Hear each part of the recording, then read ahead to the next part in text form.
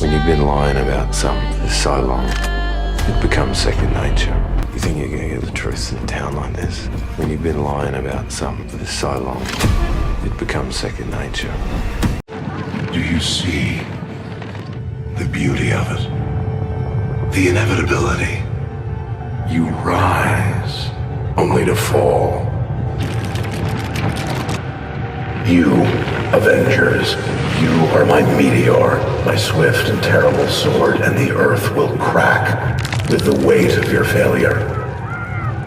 Purge me from your computers, turn my own flesh against me. It means nothing. When the dust settles, the only thing living in this world will be metal.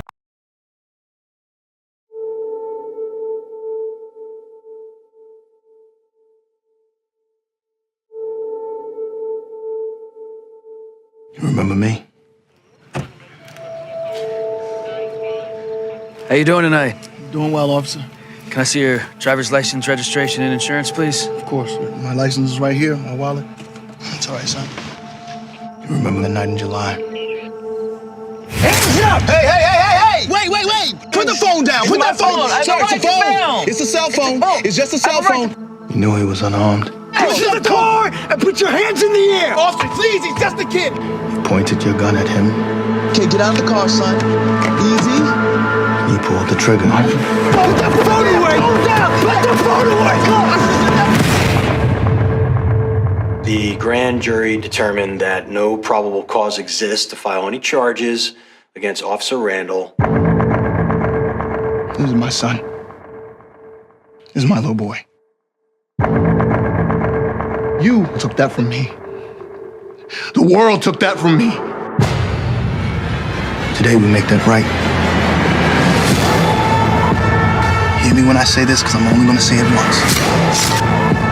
Don't stop filming.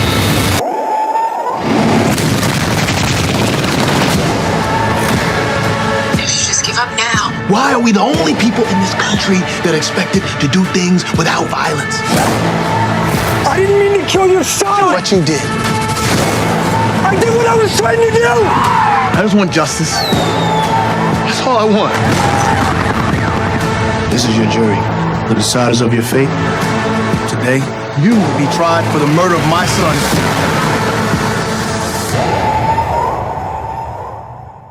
You scared? Are you afraid?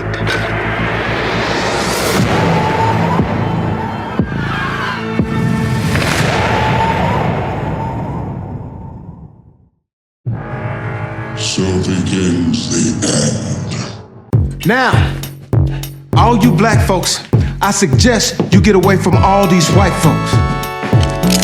Not you, Steve. You're right where you belong.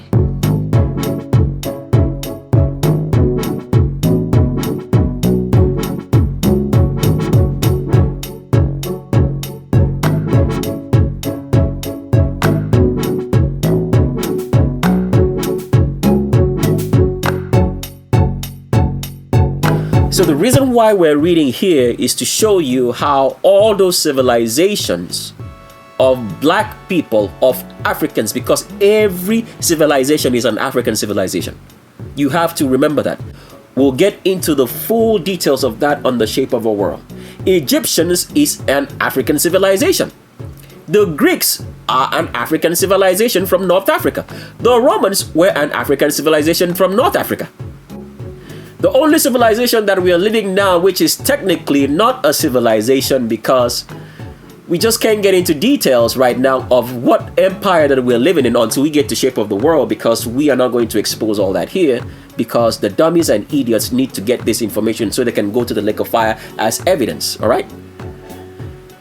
This is technically speaking, and we'll continue with that, but for now, let's look at this. What are we saying? So, we're reading the story of Cyrus the Great. Cyrus was a king of the Persian Empire, which is also an African civilization, because a lot of people, when they hear the word Persia, they think it's in the Middle East.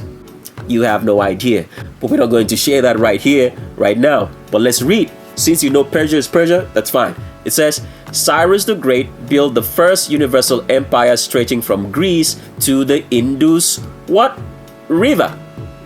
So, like we explained, the word Indus, the word Hindu, is the same as the word India. There's no difference. It's just because a H is added to here in the spelling of India and makes it Hindu. So whenever you hear the word Hindu, it means India. Hindu is the same word, all right? And we'll get into that later, but for now, just remember this. It said this was the famous Achaemenid dynasty of Persia. So every African civilization always had to go to India to get the knowledge of Satan. Because the only people who had the pure knowledge of Satan, because remember this, inbreeding is an unnatural order of how a man should come into this world. So when you hear the word bastard, now people will always make you believe that bastard means a person who does not know their father, all right? But that is not the original meaning of the word bastard. The original meaning of the word bastard means to be born of inbreeding, in which albinos, anybody with straight hair, are all born of. Because if a father impregnates his daughter, what do you call the child? Because that is unnatural order. A father is not supposed to impregnate his daughter. So the child born is a bastard. His origin is unknown. Okay? His origin cannot be ascertained. It's something of an abomination that was not supposed to happen. Abomination means these things must not happen because it is unnatural order. If a mother sleeps with his son and gets impregnated by his son, what do you call the child? There's no name for it. That is the meaning of the word bastard. If someone sleeps with an animal, okay, bestiality is an unnatural order. So this was the customs which was practiced by albinos, anybody with straight hair, in their origin story, which still goes on till today in India. That is why albinos, anybody with straight hair, are the dirtiest, smelling, stinkiest people, because their origin story includes what? Inbreeding, homosexuality, bestiality, rape, murder. This was their norm. So that is why when you go to India, it stinks and smells and people are still defecating on the street because they are all senile.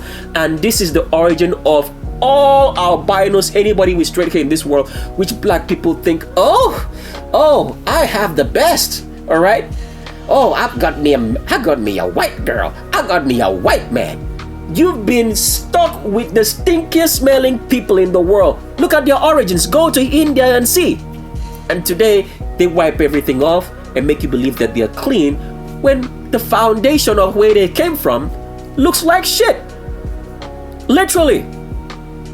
Continue reading from this article. It says, by about 380 BC, the Persian hold on Indian regions slackened and many small local kingdoms arose. So Africans always went to India and they always controlled the Indians. Why? Because the Africans are not born of inbreeding for most of them. So they have real knowledge. When they go, they transfer that knowledge to the scum of the earth albinos, anybody with straight hair, get the pure knowledge of Satan from their Brahmin priests, and then come back and use that knowledge in the African traditions and cultures to rule the people. They now introduce all those things in there and mind control the people as the world is mind controlled today. Does that make sense now? So let's continue reading to show you some other African civilizations that went to India. So in this particular portion, we want to show you how names, so the albinos, anybody with straight hair, have changed the names of all people, right, in civilization. Because you have to understand this. The Greeks never called themselves Greek. Can you believe that? And meanwhile, we are talking about people who lived and thinking that they call themselves Greeks. They never did. The Greeks never called themselves Greeks. So if you were to go back in history to the people who were living in Greece, the black Africans who were living in Greece, or you told someone, can you give me directions to Greece or Greek? They wouldn't know what you're talking about because they never called themselves Greeks. Go figure. Go make your own research for those who like research and see what Greeks call themselves. Have you ever heard the word of Hellenistic or Hellen? That is what the Greeks call themselves. The Hellenes. So when somebody calls themselves Helen today or Helena, what do you think they're saying? That is the name that the Greeks call themselves. And even the word Hellenes for the Greeks who call themselves Hellenes or Helea, all right, was just a name for a particular ethnicity among the Greek country, all right, or clans. Not all of them identified themselves as Hellenes or Hellenes, if that's the right pronunciation. So how do we best explain this? For example, if you went to a country such as Ghana, right? Ghana is a nation. A nation means a country that has very defined specific borders. The name Ghana, as identified by the people who live there, is just a name of the nation. It's not the name of the people. So you have to know the differences between this. Name of a nation is not the name of a people. Because if you spoke to a Ghanaian, really, he would tell you, okay, I am from so and so ethnicity in Ghana. So the same way the word Hellenes was not for everybody in the Greek nation. It was for a particular ethnicity inside the Greek nation. So the Greeks went by different names. So if you go back in history and say you're looking for a Greek man or show me one, they won't find him. So continue reading here. It says, early allusion to the Greeks in India. I want you to pay attention to the words. Long before the arrival of Alexander the Great on India's northwestern border, there are references in early Indian literature calling the Greeks Yavanas. So if you never heard this word today, Yavanas for Greeks, you would have read so many literature books if it was written in old times in archaic English, which is not the English that we speak today, or in any other language, and you would not know it was talking about the Greeks. Do you see what I'm trying to tell you about how history is hid? It says Panini, in ancient Sanskrit grammarian, was acquainted with the word Yavana in his composition. Kalyana explains the term Yavani as the script of the Yavanas. So the Greeks were known as Yavanas by who? By some of the scum of the earth, albinos, anybody with straight hair. So in their history, they wrote about the Greeks. All right, so we just wanted to show you that every African civilization, and we already showed you earlier that the Romans also went to India, and the Roman Empire is a later empire after the Greeks. And we showed you the Persian, and we talked about the Egyptian, we talked about the Babylonian, and that all African pagan traditions comes from India, because India is the oldest civilization besides Africa. And even though the scum of the earth, albino, anybody with straight hair, who all come from India, their lineage story starts with Ham. And Ham was a black man. The Egyptians came from Ham too. So do you understand where we're going now? The Egyptians of history also were descendants of Ham. And the scum of the earth albinos, anybody with straight hair, also came from Ham. But why Ham? Because after the flood, Ham brought the knowledge of Satan by sleeping with his father's wife in Noah.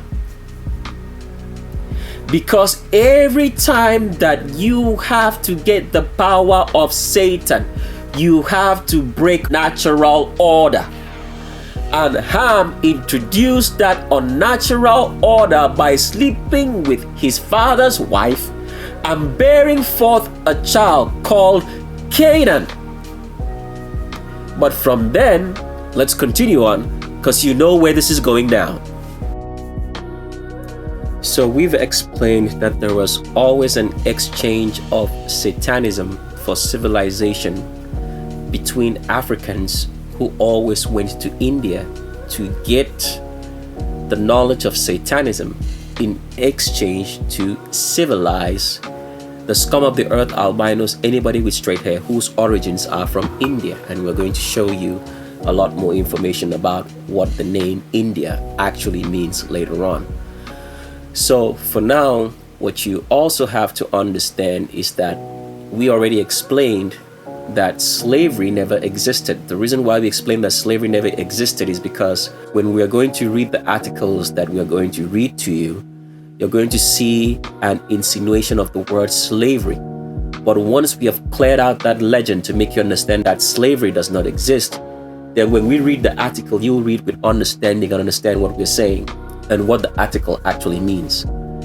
And also, we started by letting you understand that Ham, one of the sons of Noah, a black man, introduced Satanism into creation after the flood.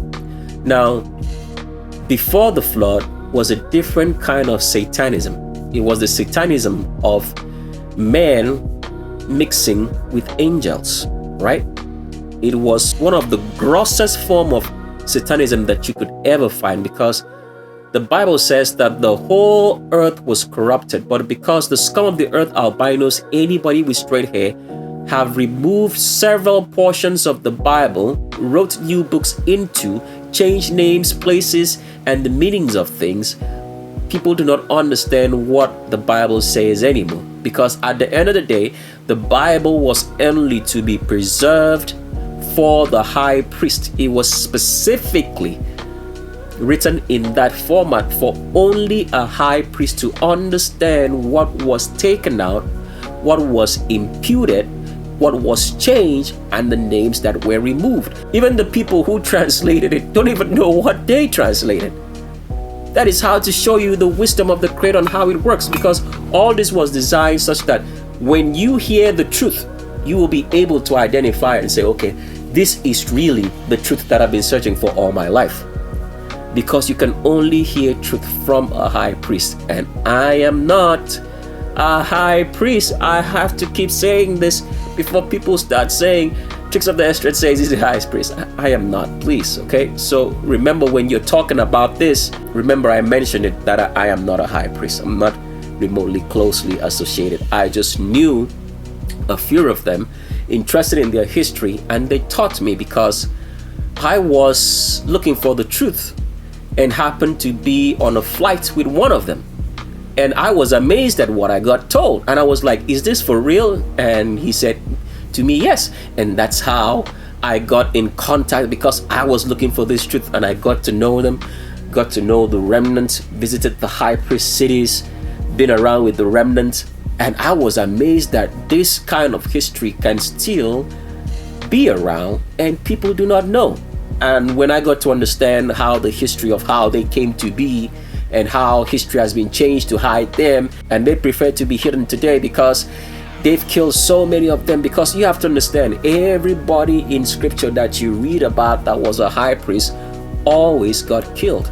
For example, if you read in the book of 1st and 2nd Samuel, it says that Saul, a king of the remnant, totally exterminated the high priesthood of the city of Nob. If you also read in the story of Elijah and Ahab and Jezebel, Ahab and Jezebel killed almost all the high priests until Elijah had to run into a cave somewhere, where the Creator now spoke to him and said, okay, don't worry, there are some of them that are still around. He hasn't totally killed all of them. So every high priest has always become a problem for the rulership of this world, because they are the mouthpiece of the Creator. They speak for him and they speak the truth. And you'll understand when you hear them speak. So continuing on, so we want to show you how man became corrupted after the flood, because the first corruption of man was corruption of man with angels, which was very gross. Because people don't understand what angels look like, they won't understand how gross it was. But on the shape of our world will make you understand that. So that first corruption took over the whole world. Just like today, Satanism and the love for albinos, anybody with straight hair, the scum of the earth, has overtaken the whole world and is setting the stage for the destruction of the world as it has been destroyed before. Now, but this time is going to be with fire, and we're going to show you how all that works in Legends of Roll Call, so still stick around. So the first corruption was with angels, so the Creator now had to start afresh by the flood, by cleansing the earth of all those people who had corrupted themselves by procreating with angels. Do you get what we're saying now? And so the world had to be wiped away and restarted. And now when it got restarted again, inbreeding through the lineage of Ham has now corrupted the world up to the point that we are now. And now it's ready to be totally destroyed, such that evil will never appear again in the earth. So because Ham started inbreeding by sleeping with his father's wife, not his mother. So that's why if you read in scriptures in the book of Leviticus, it says, you shall not sleep with your father's wife. It's an abomination. Now, people don't understand that, because they'll think the abomination would happen if a son sleeps with his mother. But this is how things work. Remember, in scripture, the Bible said, a man shall leave his father and his mother, and shall be joined to his wife, and they two shall be one flesh. Because people don't understand how natural order works. When a man marries a wife, not in the way that people marry today, as we have explained what marriage ought to actually be, because a lot of people who are married today are not married according to the Creator, right? So when a man takes a wife, that means he pays her bride price. Him and that woman become one flesh. It doesn't matter if the man has one wife, two wives, three wives or so. They are all one flesh. All those women are joined together to him as one flesh. Okay?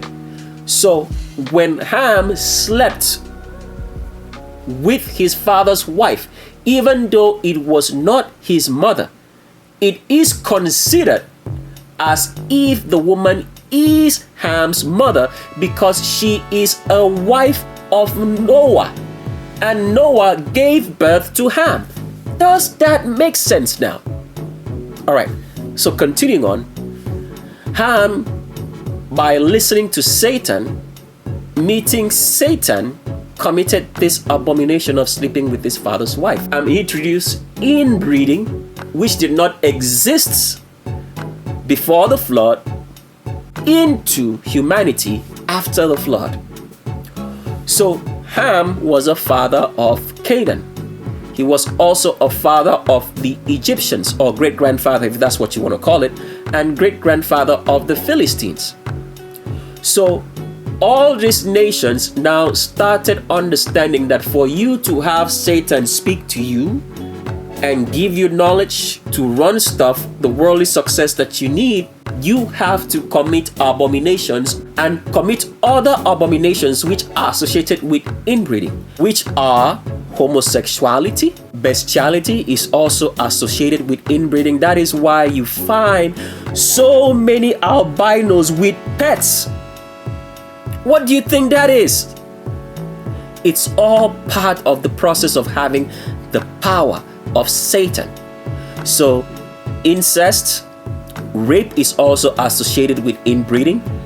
Feminism. So, if you notice, all albinos look effeminate. They look like women.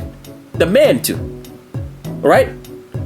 And also murder. Okay? So, all this is associated with inbreeding, homosexuality, murder, rape, and pedophilia, as well as feminism. Okay?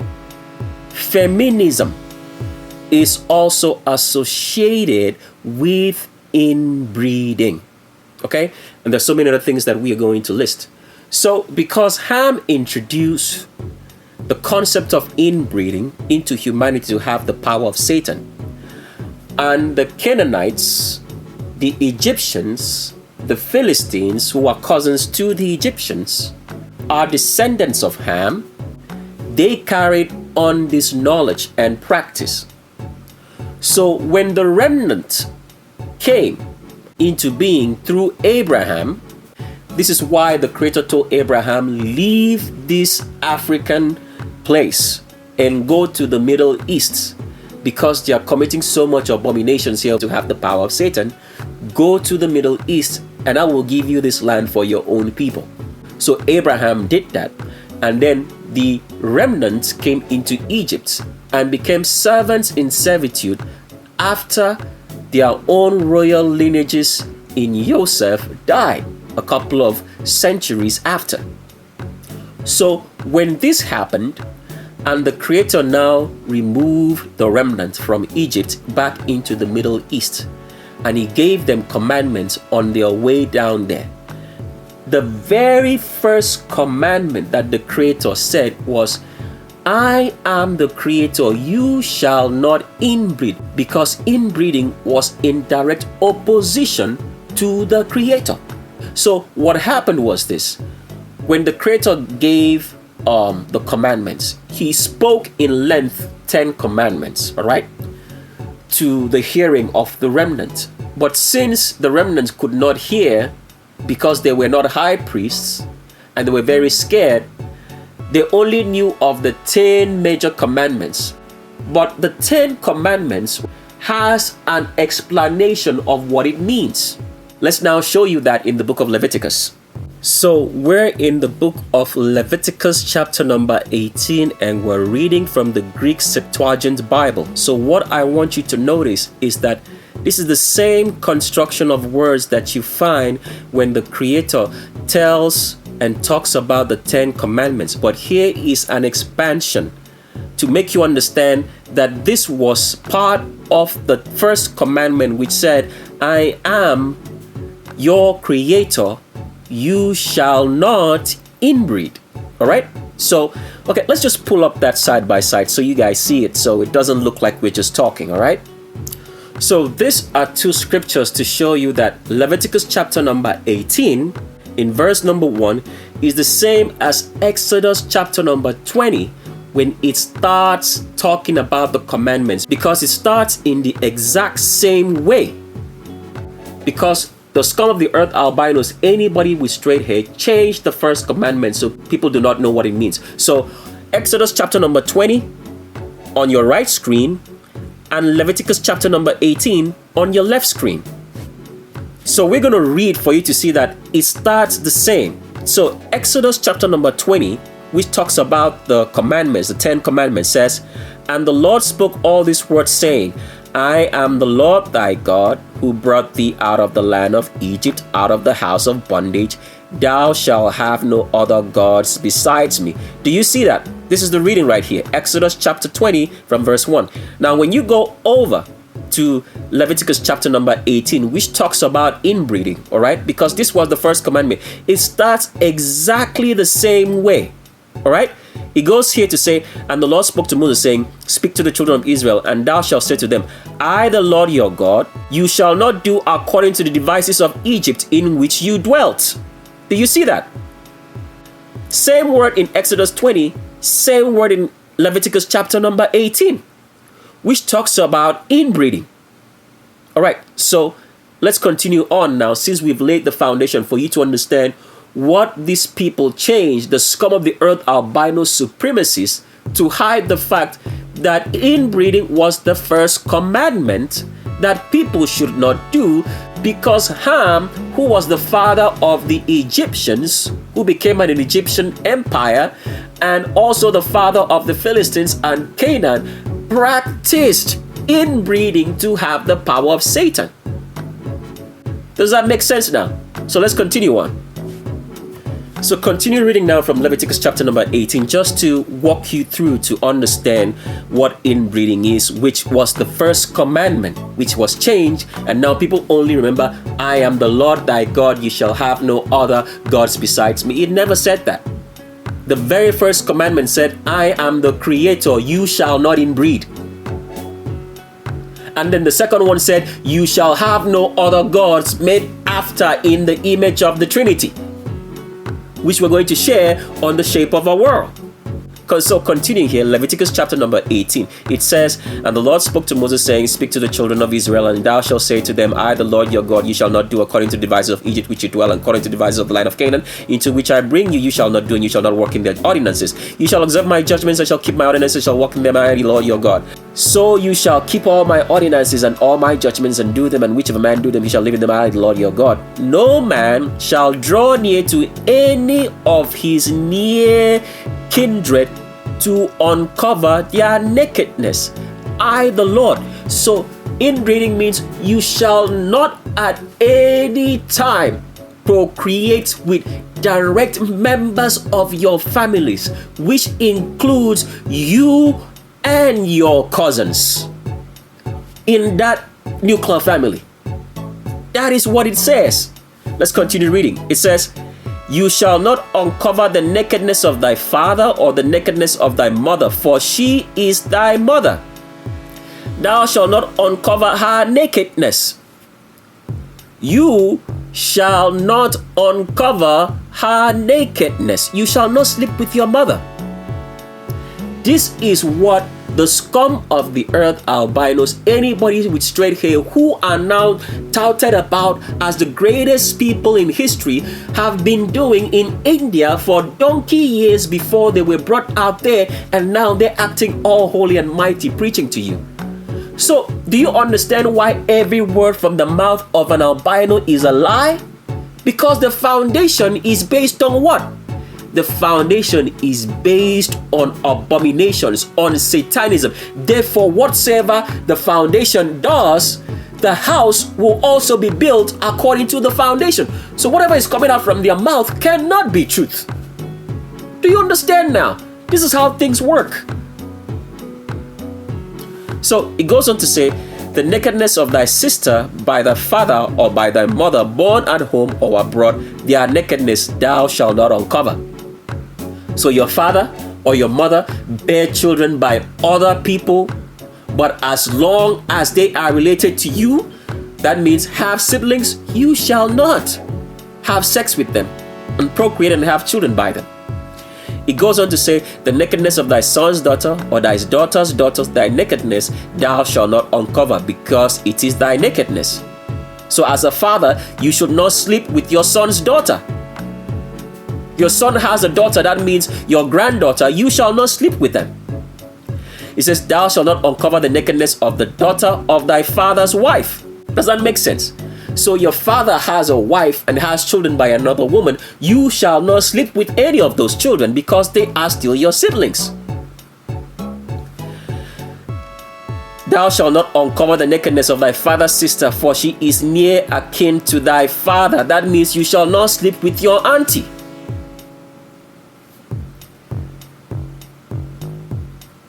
Thou shalt not uncover the nakedness of thy mother's sister, for she is near akin to thy mother. You shall not sleep with your auntie still. That means you shall not also sleep with your uncle. Thou shalt not uncover the nakedness of thy father's brother, and thou shalt not go into his wife, for she is thy relation. You shall not sleep with who now? Your father's brother's wife. Your in-laws. Your auntie still, if you want to say that, because your father has a brother and his wife, right? So technically it means you shall not sleep with your auntie, because it's more like the wife to the brother of someone is like a sister. They call them sister-in-laws, right? So for example, you are married and you have a brother. The woman that's married to your brother becomes your sister-in-law. Thou shalt not uncover the nakedness of thy daughter-in-law. All right? That means a man will not sleep with his son's wife. Thou shalt not uncover the nakedness of thy brother's wife. It is thy brother's nakedness. Okay? The nakedness of a woman and her daughter shall thou not uncover. Her son's daughter and her daughter's daughter shall thou not take to uncover their nakedness. So everything in here talks about the fact of inbreeding. Thou shalt not take a wife in addition to a sister as a rival to uncover her nakedness in opposition to her while she is yet living. That means you shall not sleep with sisters. That also means you shall not sleep with brothers as a woman. Now, someone is going to ask that question, but wait a minute. Didn't Jacob marry two sisters? Jacob married sisters, but that was not his intention. He was tricked under the traditions of the person who tricked them. Because normally, when you go to marry a bride, back in those days, that's how they used to do it. When you go to marry a bride, you marry the woman. You don't see the woman yet. When you go into your room, the woman comes to you at night.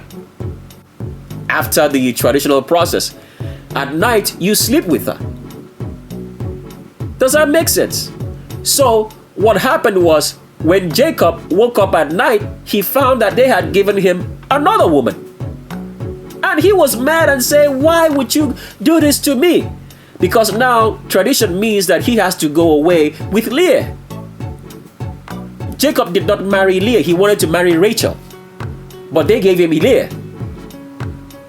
So he had no choice but to take it. But he still wanted the woman that he wanted. And Laban said, if you work for me for another 7 years, then you marry Rachel. Because in our custom and tradition, the first daughter has to get married before the second. And this is still some ancient remnant tradition which is still practiced till today. If a man has several daughters, the first daughter has to get married first. If the younger daughter has someone who has to marry her, they'll tell her, just wait a bit. Let the first daughter get married before you get married. It's tradition.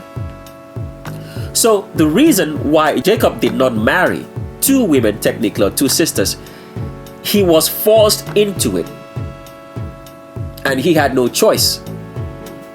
He had already slept with Leah, so he already paid. They already made him his wife. He can't take her back under those traditions. They said, this is what you paid for, this is what you got. That was tradition back then.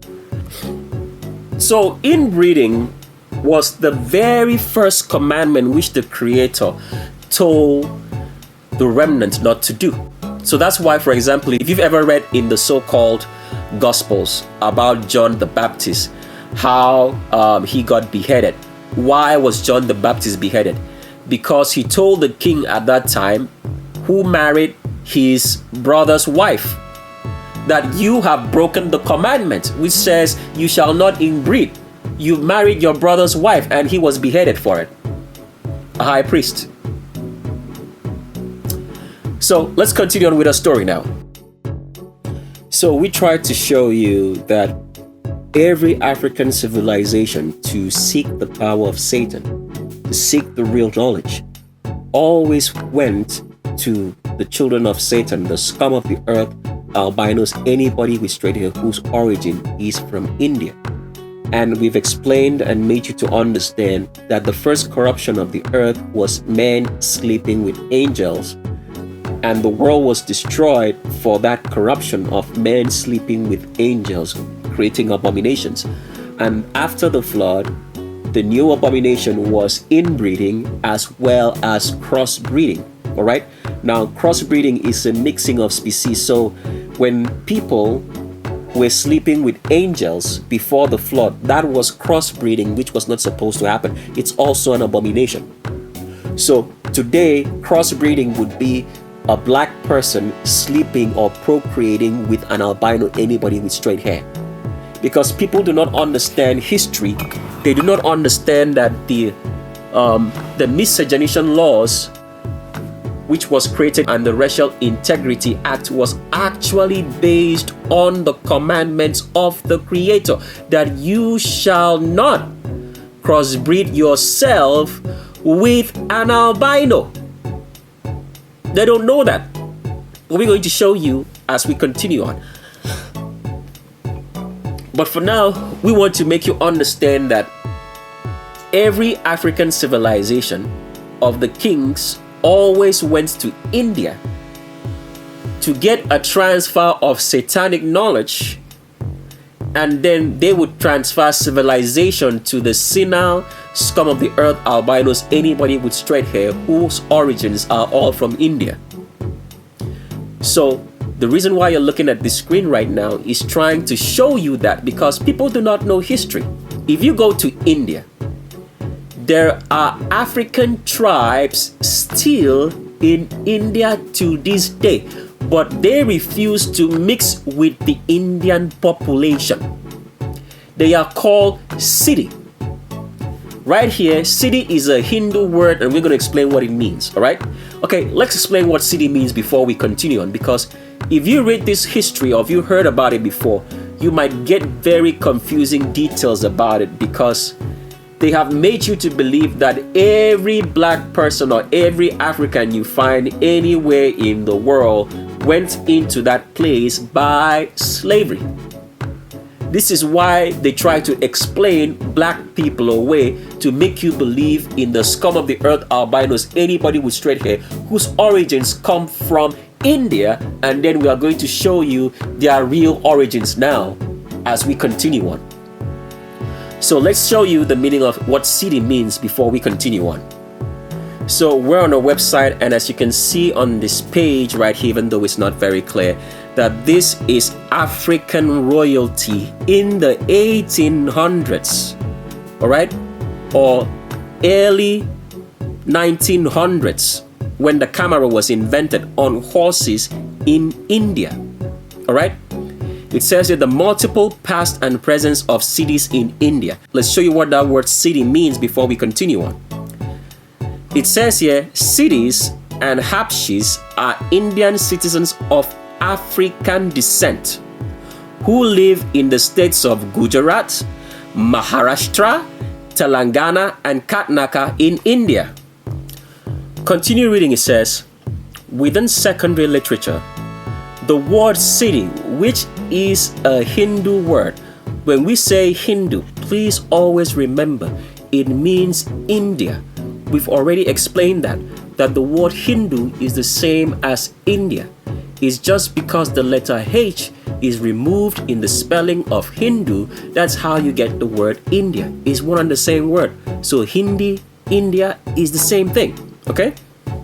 Continue reading. It says, within secondary literature, the word city, which is a Hindu word or Indian word, can be traced to the Arabic word Sayyid, which either denotes a title and or lineage to Prophet Muhammad. Did you hear that? It says that the word denotes a title. To who? To Prophet Muhammad. Continue reading. Habshi, on the other hand, indicates a geographic linkage to El Habash, the Arabic term for Abyssinia, or what includes parts of present-day Ethiopia, Eritrea, and Sudan, which in essence means what? African. Or what? Africa. So, in India, they have Africans who are called Siddi, which means royalty. Because if you go to study the history of the city, they'll always tell you that they came in as slaves. No, they did not. Let me show you how history is written. Do you see this picture right here on this article? It shows you of black people, Ethiopians, Africans riding in horses in where?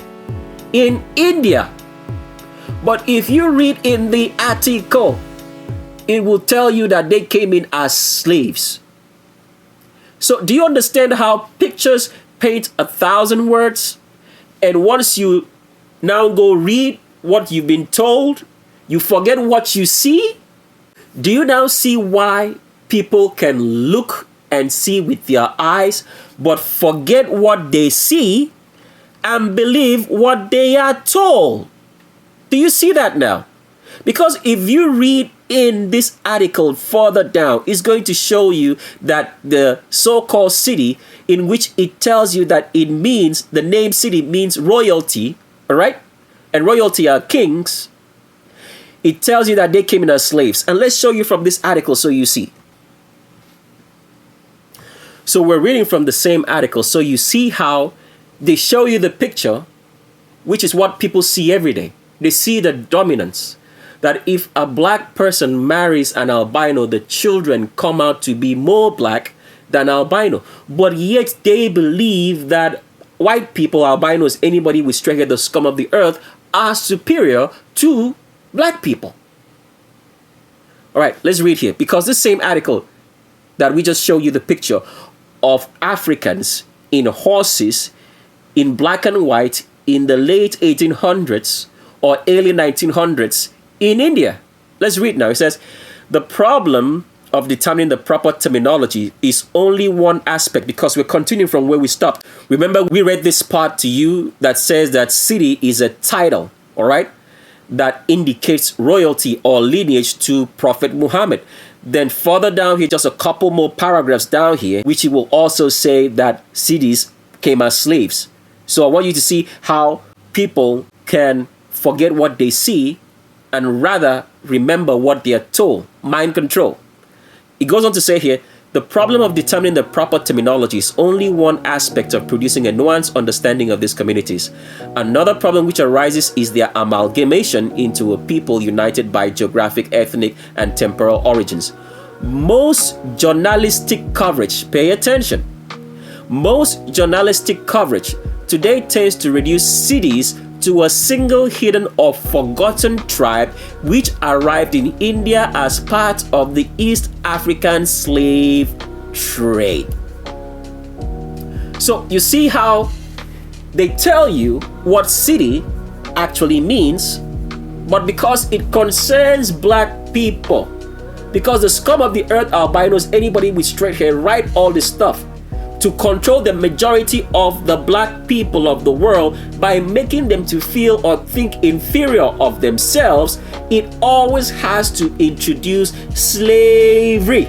Because once you read that, all of a sudden, everything that you have seen with your eyes, you forget about it and remember that black people are slavery.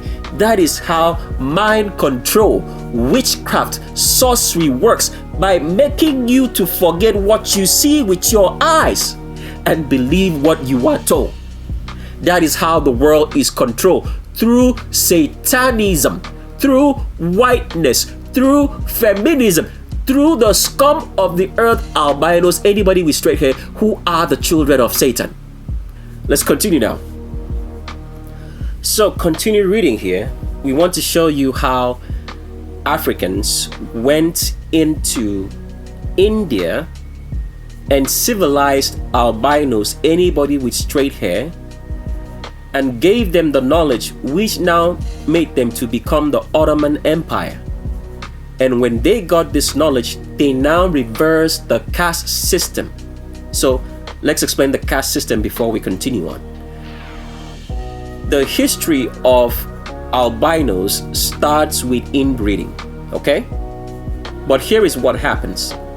When black people consistently inbreed for 4 generations, the children come out having straight hair and pale skin.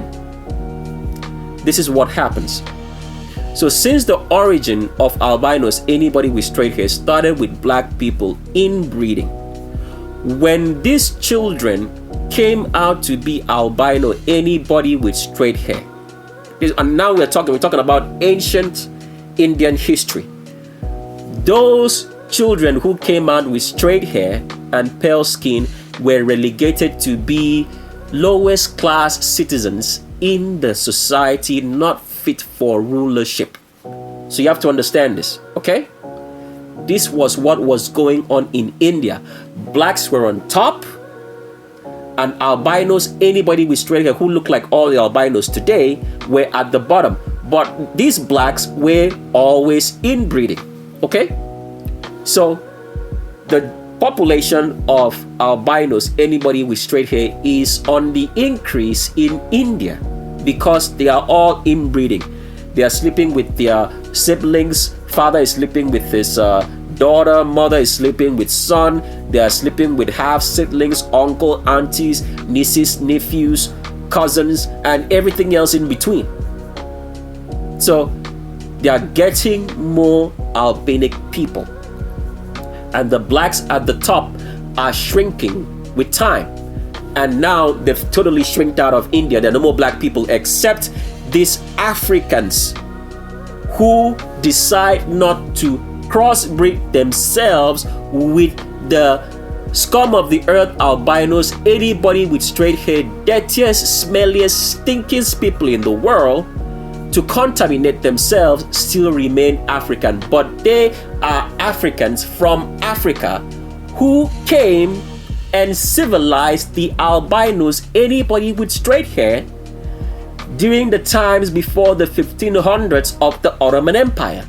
So the question we now have to answer is, why did these Africans go into India? Even though we know that every African civilization has always gone to India to get the knowledge of Satan and transfer some civilization to the Indians.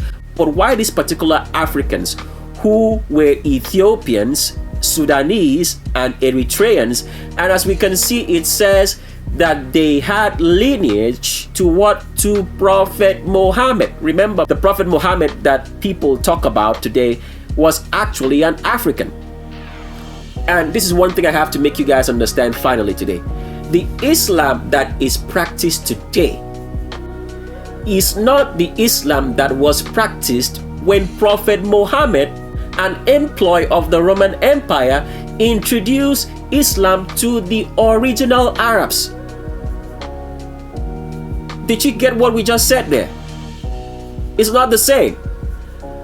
The so-called Islam today that people practice is Islam rewritten by the scum of the earth, albinos, anybody with straight hair. Now, the black people at the top of Islam know this. So that is why, if you take a look, the Nation of Islam, led by maybe Louis Farrakhan or by Elijah Muhammad, is not the same Islam as Islam that's practiced by everybody else.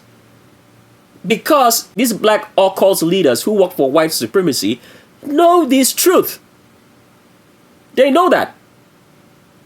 So, continuing on with this story, we want to answer why this so-called Africans, Siddi, right? Look at their faces right here. As you can see, this is Siddi in India, went into India, lived in India now as their descendants. They are hidden, they are being trampled upon, but the name still remains Siddi because Siddi means royalty. You can go look that up anywhere. The word Siddi means royalty. People cannot be slaves if the name that you call them calls them royalty in India. So we want to read from this article to show you that the word Siddi means royalty because anybody who was linked to Prophet Muhammad was considered a royal, a king. So we're reading here from the previous article which explained what Siddi means, and at the same time tried to say that it also meant they were slaves. It says here, the movement of Africans to India took place over a long period of time and has created multiple communities. Therefore, not all Siddis and Habshis are genealogically linked to elites or royal personalities, because the very word Siddi means royalty. So I want you to see how these people twist words, okay? They call them royalty. The very name Siddi means royalty in Hindu, in the language of India. let's continue on. So you can get on your search engine and just type in Siddi and see what you find. We just wanted to show you their faces first before we continue on with the story. As you can see right here, these are black African women. And when we read through this article, you will see that they are definitely black, as we have explained before, all from Africa. All right. So, but the question is, how did all of them get to India? We got to answer that question, because people don't understand the shape of our world. They won't understand how so many Africans got to India. How did they go? Right? So reading here before we continue to explain how the Africans got to India and lived there and have property there and are part of the Indian nation but not the people. Let's just read a little bit of this for you to hear yourselves. With an estimated population of over 20,000, Siddis are descendants of the Bantu tribe from East Africa, all right? East Africa. However, their settlement in India is largely contested. That's bullshit lies. And there are two broad theories, some more lies. Some say they were brought as slaves by the Portuguese during 7th century. How can they be slaves when you call them Siddi, royalty? You see how they twist of words? They already told you the truth. Now they're telling you lies. But let's continue on. While others say they traveled to India as independent merchants and sellers. So that's the truth. They tell you the lie first, then they tell you the truth. So they always want you to believe that every African you see anywhere came in as slaves if they've been around there for so many years, right? Let's continue reading. Having lived in India for centuries. Oh, they lived in India for centuries. People from the Siddi community represent an amalgamation of Indian culture and African heritage. Clad in sari and bindi, the Siddi women still perform a dance form that originates from primitive African dance form. They speak in the local Konkani dialect but still struggle to be acknowledged as Indian citizens due to local prejudice based on their physical features. We're going to get into that later on. Already you know that albinos, anybody with straight hair, hate black people, so this should not be anything new as we have read to you. So like we explained, the hate starts from the fact that when black people, the ancient black Indians, all right, whose history goes further back before that, which we'll get into later, when they were inbreeding, every time these children got born, after 4 generations, they came out as white, pale skin, straight hair, no strength, not fit for anything. So they were reduced to being nothing in society, just like as albinos, anybody with straight hair now look down on black people. Back in those ancient times, it was the reverse. Black people looked down on albinos. And were they wrong to do that? No, they are not, because they are the scum of the earth. Very, very weak, have no strength, children of Satan, and are only lying. That is the obvious truth. Lie about everything. So that is what happened. But something happened, because everything, every history in this world always connects to who? The remnant, the children of the Creator. Everything that is happening in this world, all the history is always connected to them. So here is the part of the history that we tell you what happens. When the remnant gets removed by the so-called Roman Empire, the Black African Roman Empire, and the remnant is barred from coming into the Middle East, into Jerusalem. And some of them are taken as servants in servitude to Rome. Some are killed, and some of them all manner of abominations that you cannot even imagine were done to them by the Roman Empire. The remnants went into Africa and settled, traveled around a lot of places in Africa, then settled somewhere, which we can't tell you guys because you are not interested in knowing the truth, and we're not going to say it, okay? So after they had settled, the original Arabs, all right, who also share lineage, okay, to the remnant, and the Edomites. Now, here is where we start making that distinction. You have a lot of Hebrew Israelites going around calling the so-called albinos, anybody with straight hair, scum of the earth, Edomites. I want you to change that word, because the scum of the earth, albinos, anybody with straight hair are not Edomites. It is insulting to be called by a name that you are not. So please change that, because the scum of the earth, albinos, anybody with straight hair are not the Edomites that the Hebrew Israelites talk about, who don't know anything.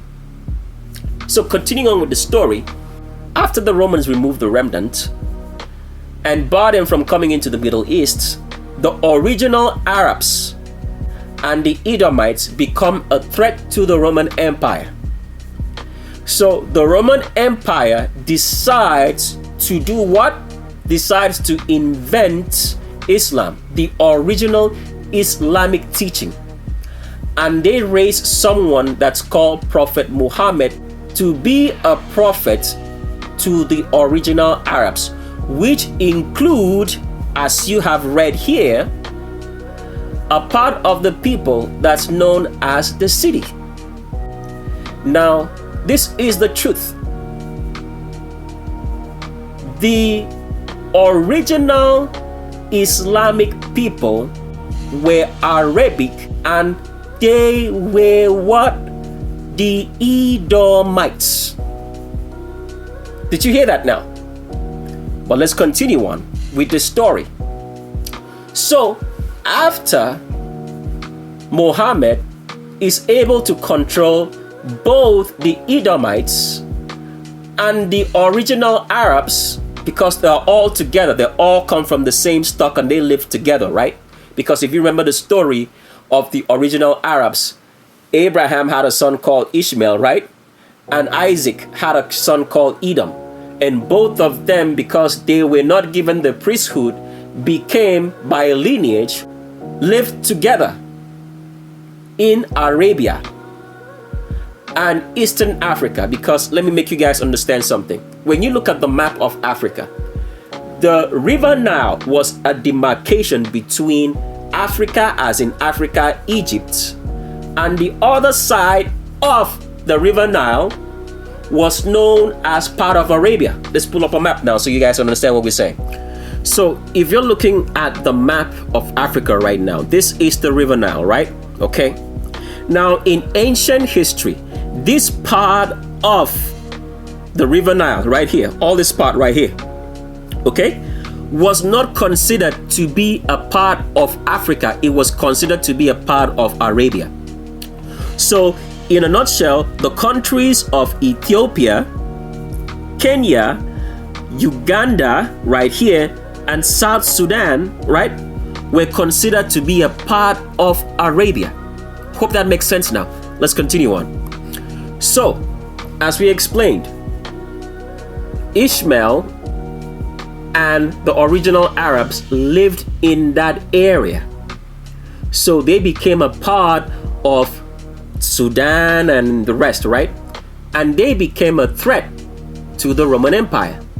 So the Romans invented the religion of Islam to control them and installed Prophet Muhammad to do so, who was what? An Edomite.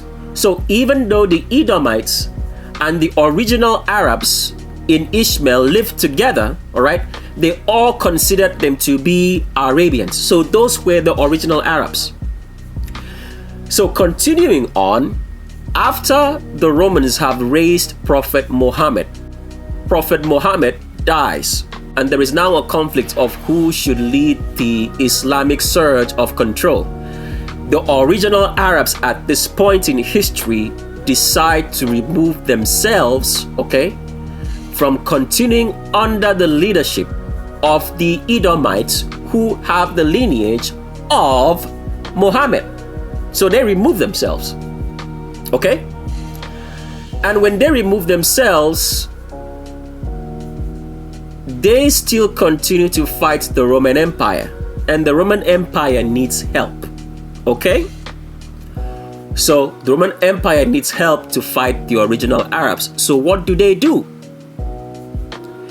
they sent their Edomites, all right, the lineage of Prophet Muhammad, into Asia to help raise an army.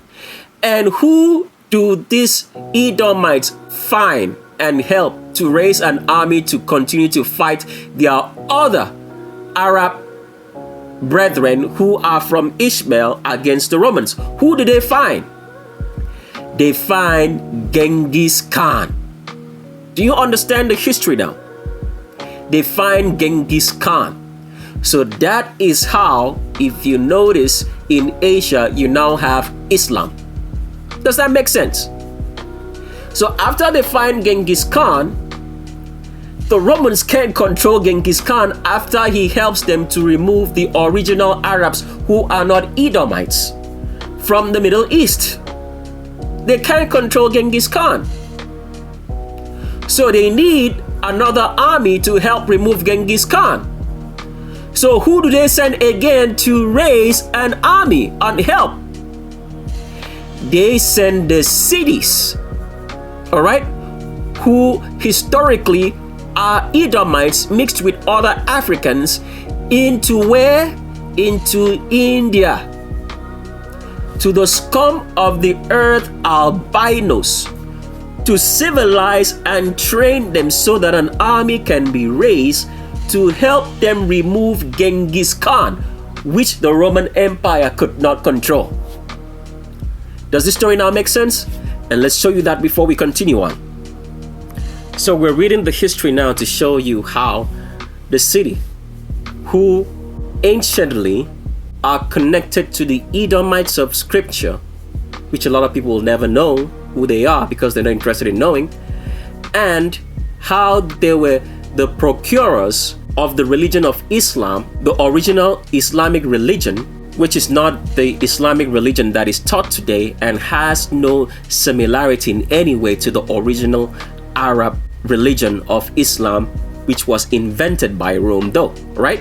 So continuing on now, let's explain what happened and how the cities were used to create and foster armies. The splinter group of the cities from the lineage of Muhammad was used by the Romans to create other armies that would help them against the original Arabs, which were becoming a much more greater force, not united by the religion of Islam. We won't get into that history right now. We can share it on the shape of our world. But continue on, let's read here. It says, there are conflicting hypotheses on the origin of the name Siddi. One theory that the word derives from Sahibi, an Arabic term of respect in North Africa, similar to the word Sahib in modern India and Pakistan. So do you see where the origin of the word Siddi is from? It's from this word here, Sahib, which is pronounced Siddi. Okay, same word. Okay.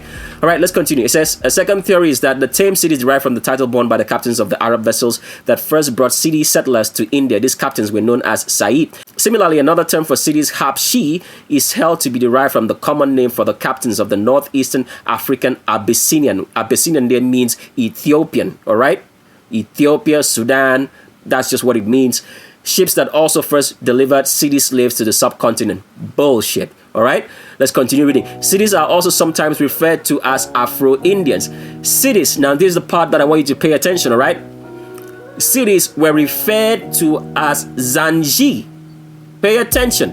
Zanji by Arabs in China. Did you hear that? So the cities went into China, all right, and created Genghis Khan because some of these cities still bear the name Khan. That is why, if you notice, a lot of ancient Chinese dressing looks Arabic because they first had the Arab religion before the scum of the earth albinos, anybody with straight hair, brought Buddhism or Buddhism to them, which is Hinduism. Okay, let's continue reading. It says, various transcriptions of this Arabic word were used, including Sinchi. I don't know how to pronounce it right, but you've probably seen this a couple of times in so many places in books and history. You heard this name, Sinchi and Jingxi or Jingzi, if that's the way it's pronounced in Mandarin, which I do not know.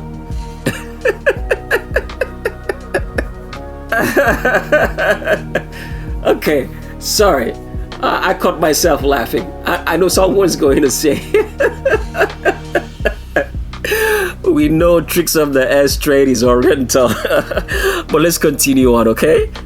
Okay, continue reading. I had to calm myself because everybody else is breaking into a laugh around me. So let's continue reading now. It says, the first cities are thought to have arrived in India in 628 AD at the Baruch port. So 628 AD, right?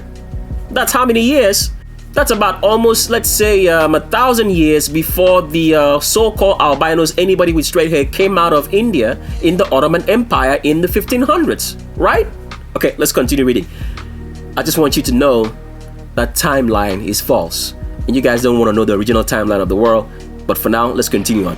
Continue reading. It says, several others followed with the first Arab Islamic conquest of the subcontinent in 712 AD. So Africans conquered Asia. Siddi, another name that you can call them, Edomites. All right? But they are no longer around there. That's the funny thing. Where did they go? We'll continue with this story at some other time, but for now, we just want you to see the picture right here of Genghis Khan, African Prime Minister of Bijapur, because we want you to see that the name Khan came from the cities which was given to Genghis Khan, an Oriental, to help create an Oriental army to help the Romans to remove the original Arabs. And this is how Africans went into the continent of India and trained the scum of the earth Indians to create an army that will help to remove Genghis Khan. And this is how the scum of the earth albinos, anybody with straight hair, were given the knowledge. They were given the knowledge of civilization from Africans until today. The continent or the country of India, the continent of Satan, the country of Satan, of the scum of the earth, children of Satan, still cannot be civilized. They still defecate in the streets. They are filthy and dirty because of inbreeding. And they are the people whom everybody today worships and think, oh, they are so clean, they know how to do everything, when they do not know how to clean their own butts still, and still defecate on the streets in India, in albinos, anybody with straight hair, the scum of the earth.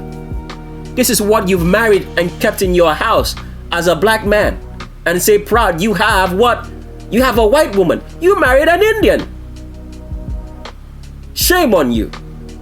Shame on you for hating yourself, hating your blackness, hating the black woman which the Creator gave you, and you chose a dirty, smelling, stinking Indian.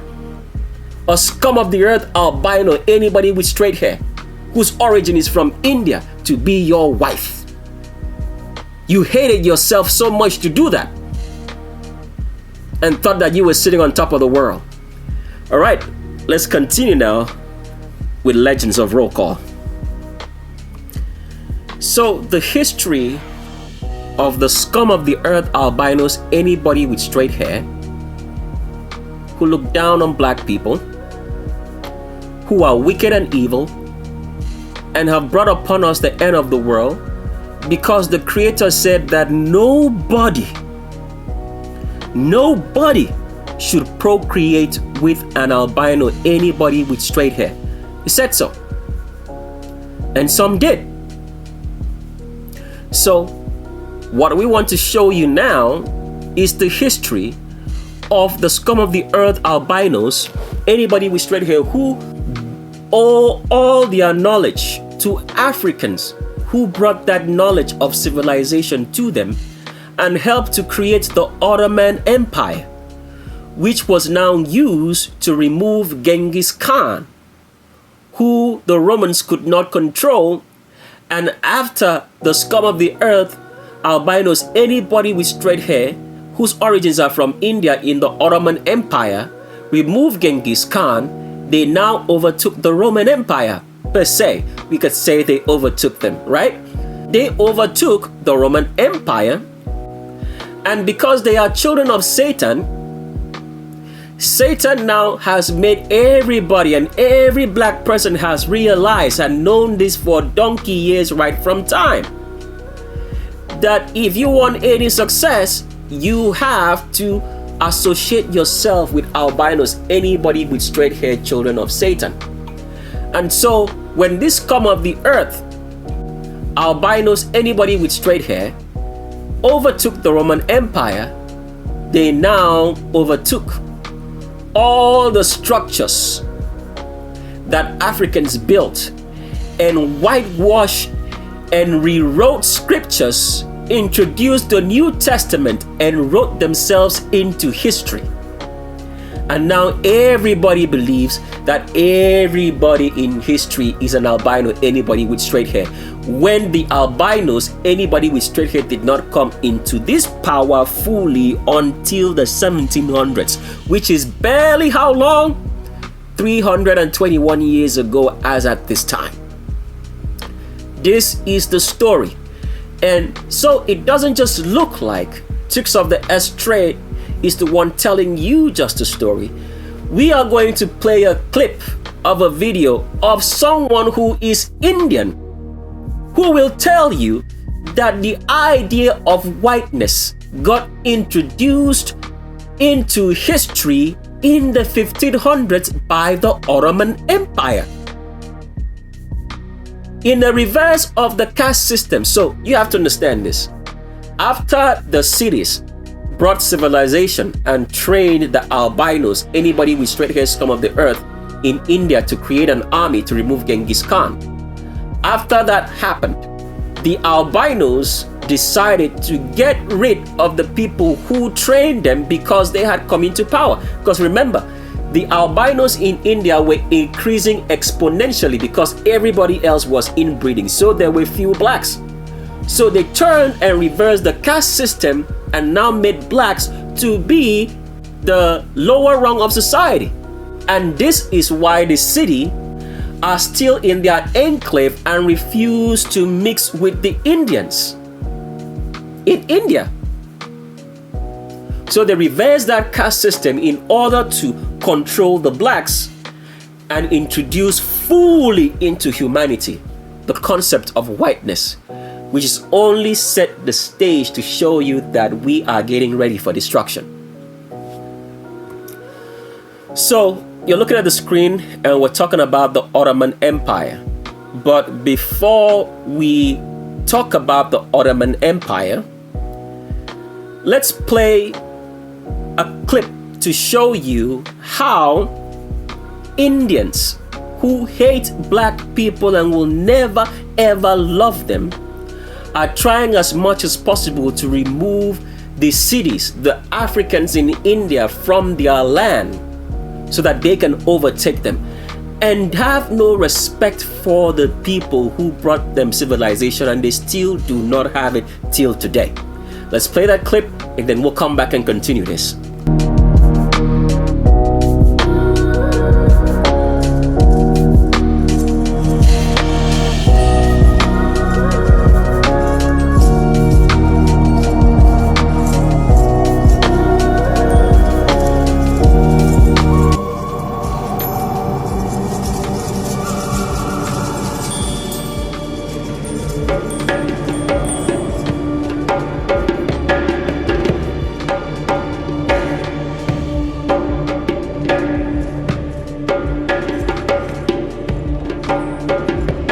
ಐದುನೂರು ವರ್ಷಗಳ ಹಿಂದೆ ನಮ್ಮನ್ನು ಆಫ್ರಿಕಾದಿಂದ ಭಾರತಕ್ಕೆ ಕರೆತರಲಾಯಿತು.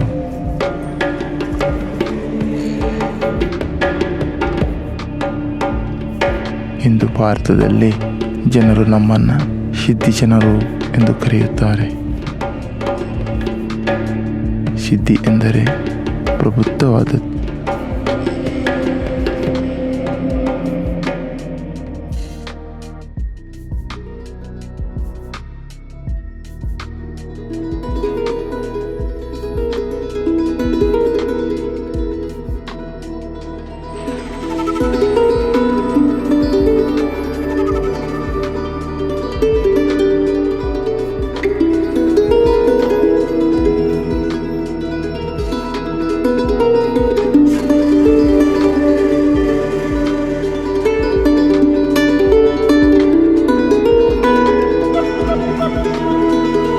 ತಲತಲಾಂತರದಿಂದ ನನ್ನ ಕುಟುಂಬವು ಭಾರತ ದೇಶದ ಕರ್ನಾಟಕದ ಕಾಡಿನಲ್ಲಿ ನೆಲೆಸಿದೆ.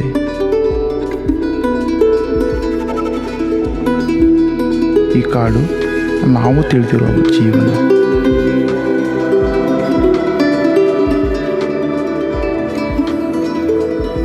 ಇದು ನಮಗೆ ರಕ್ಷಣೆ ಮತ್ತು ಆಹಾರವನ್ನು ನೀಡಿ ನಮ್ಮನ್ನು ಪೋಷಿಸುತ್ತದೆ.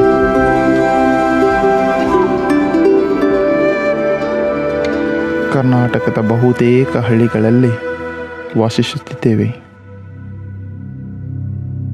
ಬ್ರಿಟಿಷರು ಭಾರತವನ್ನು 1947ರವರೆಗೆ ಆಳಿದ್ದರಿಂದ ಸಿದ್ದಿಗಳು ಕಾಡಿನಿಂದ ಹೊರಗೆ ಬಂದು ವಾಸಿಸಲು ಬಯಸಲಿಲ್ಲ.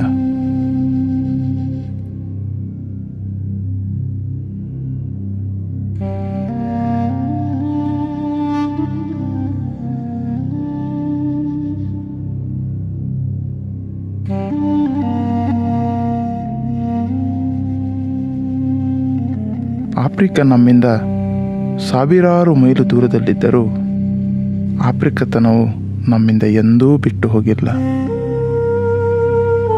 ನಮ್ಮ ಗುರುತಿನಲ್ಲಿ ಆಫ್ರಿಕದ ಆತ್ಮವು ನೆಲೆಸಿದೆ. ಸಂಗೀತ ಮತ್ತು ನೃತ್ಯದ ಮೂಲಕ ನಾವು ನಮ್ಮ ಪೂರ್ವಜರ ತುಣುಕುಗಳನ್ನು ಸಂರಕ್ಷಿಸಿದ್ದೇವೆ. ನಮ್ಮ ಸಮುದಾಯದವರು ಬಡತನದ ಸರಳ ಜೀವನ ನಡೆಸುತ್ತಿದ್ದಾರೆ. ಸಾಮಾಜಿಕ ಕಾರ್ಯಕರ್ತನಾಗಿ ನಾನು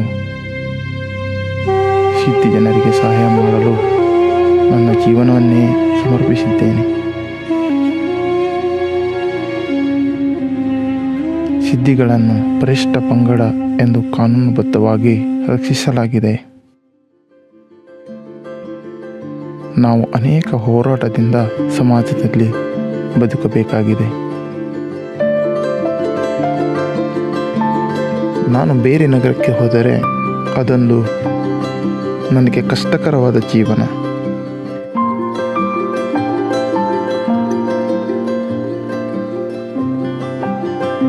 ನನ್ನ ಬಗ್ಗೆ ಇತರ ಜನರು ಏನು ಹೇಳುತ್ತಿದ್ದಾರೆಂಬುದು ನಾನು ಅರ್ಥ ಮಾಡಿಕೊಳ್ಳಬಲ್ಲೆ.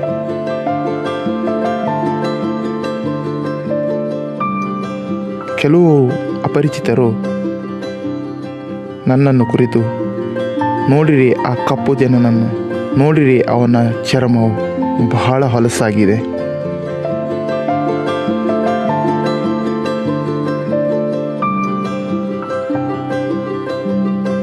ನೋಡಿರಿ ಅವನ ಕೂದಲು ಸುಟ್ಟು ಹೋಗಿದೆ. ಅವರು ನನಗೆ ಏನೂ ತಿಳಿದಿಲ್ಲ ಎಂದು ಭಾವಿಸುತ್ತಾರೆ. ಆದರೆ ನಾನು ಎಲ್ಲವನ್ನೂ ತಿಳಿದಿರುತ್ತೇನೆ. ಇದು ನನ್ನನ್ನು ತುಂಬ ಏಕಾಂಗಿತನಕ್ಕೆ ತಳ್ಳುತ್ತಿದೆ.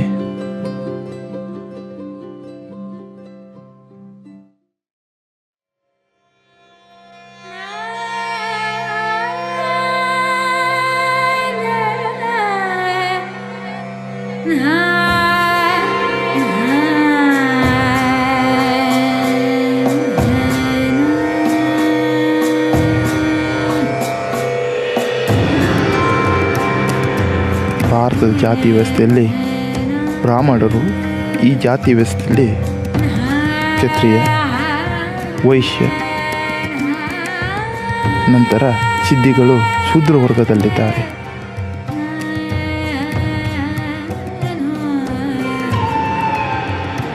ಭಾರತದ ಜಾತಿ ವ್ಯವಸ್ಥೆಯು ಅಷ್ಟು ಪ್ರಬಲವಾಗಿದೆ. ಇದು ಭಾರತೀಯ ಜೀವನದ ಎಲ್ಲ ಅಂಶಗಳನ್ನು ನೇಯ್ದಿದೆ. ಇದು ಬಹಳಷ್ಟು ಜನರಿಗೆ ಹುಟ್ಟಿದ ದಿನದಿಂದ ಸಾವಿನ ದಿನದವರೆಗೆ ಪರಿಣಾಮ ಬೀರುತ್ತಿದೆ. ನಾವು ನನ್ನ ಹಳ್ಳಿಯ ಸುತ್ತಮುತ್ತಲಿನ ಕಾಡಿನಲ್ಲಿ ವಾಸಿಸಿ ಅಲೆಯುವಾಗ ಬ್ರಾಹ್ಮಣರ ಪ್ರಭಾವಕ್ಕೆ ಒಳಗಾಗಿ ನಾವು ಹಿಂದೂ ಧರ್ಮಕ್ಕೆ ಪರಿವರ್ತಿಸಿದ್ದೇವೆ.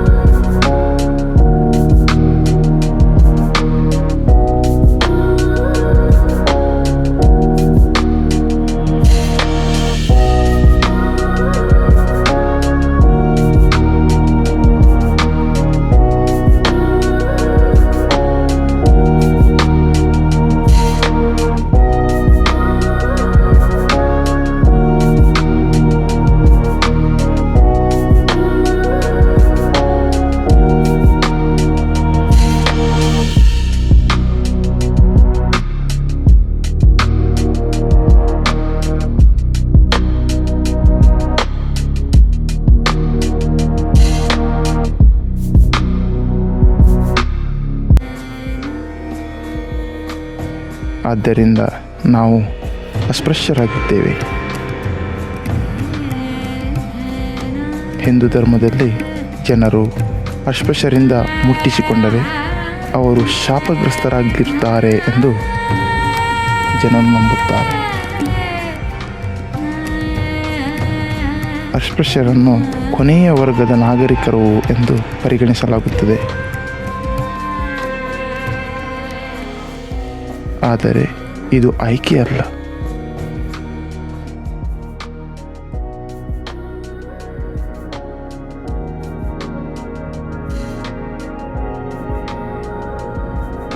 ಬ್ರಾಹ್ಮಣರು, ಸಿದ್ಧಿಗಳು ಅಸ್ಪೃಶ್ಯರು ಎನ್ನುವ ಕಾರಣಕ್ಕಾಗಿ ಅವರ ಮನೆಗಳಲ್ಲಿ ಸೇರಿಸಿಕೊಳ್ಳುವುದಿಲ್ಲ. ಹಳ್ಳಿಗಳಲ್ಲಿ ಸಿದ್ಧಿಗಳು ಬ್ರಾಹ್ಮಣರ ಮನೆಗಳಲ್ಲಿ ಕೆಲಸ ಮಾಡುತ್ತಾರೆ.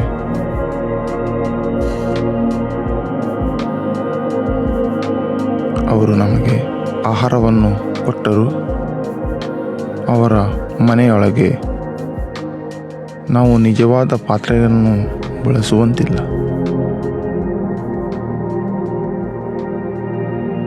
ನಾವು ಬಾಳೆ ಎಲೆಗಳಲ್ಲಿ ತಿನ್ನಬೇಕು.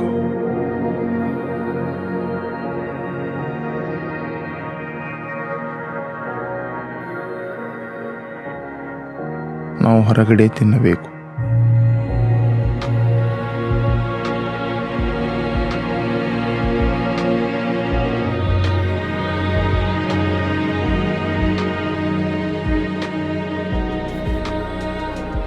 ನಾವು ತಿಂದು ಮುಗಿದ ಮೇಲೆ ಆ ಜಾಗವನ್ನು ಸ್ವಚ್ಛಗೊಳಿಸಿ ನಮ್ಮ ಉಪಸ್ಥಿತಿಯಿಂದ ಆ ಜಾಗ ಕಲುಷಿತಗೊಂಡಿದೆ ಎಂದು ಅವರು ಭಾವಿಸುತ್ತಾರೆ.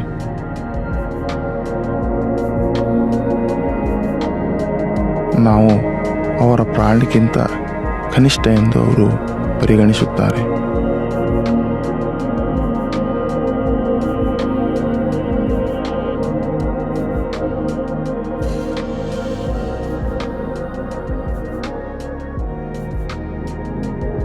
ವಾಸಿಸುವ ಸಿದ್ಧಿಗಳಲ್ಲಿ ಅನೇಕರು ಭೂಮಿಯ ಹಕ್ಕುಗಳೊಂದಿಗೆ ಸಮಸ್ಯೆಗಳನ್ನು ಎದುರಿಸುತ್ತಿದ್ದಾರೆ. ನಾವು ಭೂಮಾಲೀಕತ್ವವನ್ನು ಸಾಬೀತುಪಡಿಸುವ ತಮ್ಮ ಬಳಿಯಲ್ಲಿ ನಾವು ವಾಸಿಸುವುದು ಅವರಿಗೆ ಇಷ್ಟವಿಲ್ಲ. ನಮ್ಮ ಭೂಮಿಯ ಹಕ್ಕುಗಳನ್ನು ಭದ್ರಪಡಿಸುವುದು ನನ್ನ ಕೆಲಸದ ಒಂದು ಭಾಗವೂ ಆಗಿದೆ.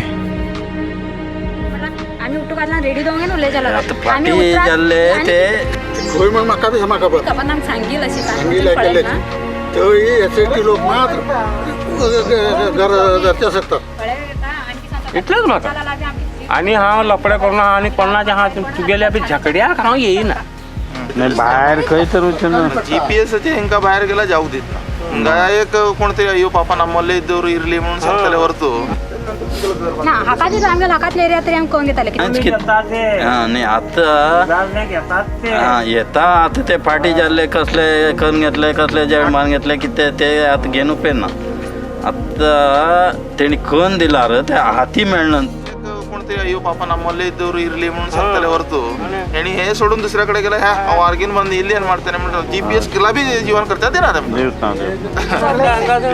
गेलो म्हणून समजी आता तेणी करून दिला रे ते हाती मेळनंतर वयच्या जात की कशी अशी इतले हा हाती मेळत काय ना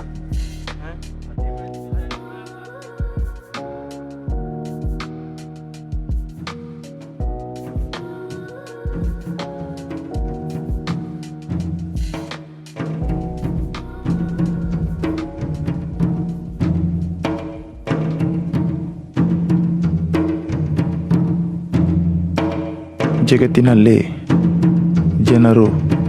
ಯುವಜನರು ಮನುಷ್ಯರಕ್ಕಿಂತ ಕಡಿಮೆ ಎಂದು ಭಾವಿಸಿದಾಗ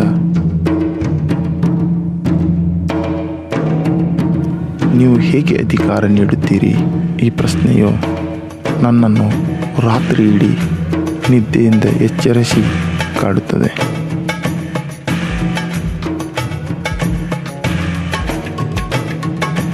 ನಾನೊಬ್ಬ ಕಪ್ಪು. So you heard there You saw it right there. Caught on camera. The racism that goes on with the very people that they call royalty. The descendants who refuse to mix with the abominations but decided to be a community of their own. After what? The reverse of the caste system and the Ottoman Empire taking over Asia and also taking over Orientals who have now become albino as the scum of the earth, albinos, anybody with straight hair who reside in India. So continuing on now, let's show you what the meaning of Ottoman means so you can definitely understand that it does mean India. So as we read here, it says the Ottoman Empire, Ottoman Turkish, it writes it in Arabic. I don't know how to read or spell Arabic or this over there, but I want to click on the meaning of Ottoman Turkish for you to understand what it means, because it's one of the same word, because it says the Ottoman Empire, then gives the word here Ottoman Turkish. Okay, that means it's talking about Ottoman. All right, Ottoman Turkish. It says Ottoman Turkish. Ottoman Turkish writes in Arabic. Lisan Osmani Turkish, Osmanli Turkish, was the standardized register of the Turkish language used in the Ottoman Empire. Pay attention. 14th to 20th century CE. See that timeline right there? 14th means 15th century, because this is the time that the Ottoman Empire, the scum of the earth, albinos, anybody with straight hair, came into power and changed everything. Continue reading. It says, it borrowed extensively in all aspects from Arabic and Persian. Now, we already told you earlier that Persian today had no association with anywhere in Iran and Iraq. This is a new terminology. Persian has always been African. But since we're trying to get a message to you, let us see what they tell us what Persian means in our own understanding today, all right? Because Persian is associated with Iran and Iraq, right? Let's go read up. So reading the Persian language, since we made you understand that Ottoman, as they tell us, means Ottoman Turkish, the language, right? The Ottoman Turkish language is associated with Iran and Iraq because Iran and Iraq is known as Persia today, all right? Let's continue. It says Persian, also known by its endonym Farsi. So Persian and Farsi is one and the same language. The real word for that language, because it's an Indian language, should be Farsi. Let's continue reading. It says, it's a Western Iranian language belonging to the Iranian branch of the what? Indo-Iranian subdivision. What does Indo mean? Indo is the same word as India. Did you see that? Did you see how we started from the Ottoman Empire, traced it down to the language to show you that it is India? All right, let's continue on with Legends of Roll Call. So we've arrived at the section of the video in which you probably have heard us say this repeatedly, and it might provoke some emotion, might provoke some anger, might provoke maybe any kind of hatred or feeling towards the message, because people think, especially for those who love their albinos, anybody with straight hair, scum of the earth, think that it's insulting the way we present this information. Well, you should ask the albinos what they have done. All that we have showed you, isn't it insulting to humanity that the only time that you're getting mad is because we are calling them by their name? If someone calls you a nigger, it means black. If you call me a nigger and I am black, I am not going to get offended. Nigger is just the word for black. If I call you an albino, anybody with straight hair, are you not an albino? Am I calling you anything out of order? So there's no need for people to get unnecessarily offended about the truth. Deal with it. So this is the part of the video that we finally make you understand and see why we call albinos the scum of the earth, children of Satan. It is with very specific reasons that we use those words. We are not just saying it out of saying it just to provoke anybody. It is the literal truth. Do you know why? Because people have not come to understand this. India is the only country in the world named after Satan. Someone's going to say, huh? Really? Yes. The very meaning of the word India, okay, means Satan. And we'll have a more perfect explanation of all this in The Shape of a World, which ties to a great epic story that you have heard before. But for now, I want you to pay attention now. The word India means Satan. Now, pay attention now. African countries, African people, for those who are in the occult, and several African ethnicities all have a name for Satan. Satan has many different names. The word that we now call Satan here is just the general name for all the names of Satan. So far, if you've been here listening on Legends of Roll Call, we've tried to make you understand that the name Jesus means Satan. The names Jehovah means Satan. The names Lord and God means Satan. In the Bible, the name called Baal is also Satan. All right? So all the names that you've seen in the Bible which make a reference to the Creator are all names of Satan. The scum of the earth, albinos, anybody with straight hair, changed all those names to the worship of their own Creator, which they have always worshipped right from time, which is Satan. And that name is India. India means Satan. It is the only country in the world that bears credence to the fact that it named their country after Satan. Now, Europeans have different names for Satan in any of the European mythologies. You've probably heard of Zeus. Zeus is the name for Satan. You've heard of Jupiter is the name for Satan. You've heard of maybe all the Roman or Greek mythologies. All the different names for the deities that you have there are the names for Satan. Okay? When we say Satan here, we are talking about Satan as in Satan himself. Oh goodness. I know someone's going to say, what is he saying? Is it real? Yes. That's what we're saying. So Satan has so many different names in so many different ethnicities. And like we have explained, the name Zeus, the name Jupiter, the names Mars is all names for Satan. Saturn, name for Satan. Mercury, name for Satan. Because every ethnicity had its own form of calling upon the name of Satan in their own language. So continue reading here. We want to show you the origin of the word India for you to know that it means Satan, and that the scum of the earth, albinos, anybody with straight hair, are the only people in the world that name their country after Satan. Other African ethnicities worship Satan in their own pagan religions, but they never named their country to the name of Satan. It's only the scum of the earth, albinos, anybody with straight hair, because their origin is from Satan. And we're getting into that now as we start with revealing what the name India means, which means Satan. So the name India is gotten from the word Indus. All right? So you're probably looking at the screen and saying, what does that mean? As you can see right, he says Indra, right? But we're trying to make you understand the meaning of the name India. India comes from the word Indus. Now, what does Indus mean? Because you've probably heard of it before, Indus Valley, which is in a part of India. Why did they name them Indus? So Hindu is the same as saying Hindi, Hindu, or India. It's one and the same name.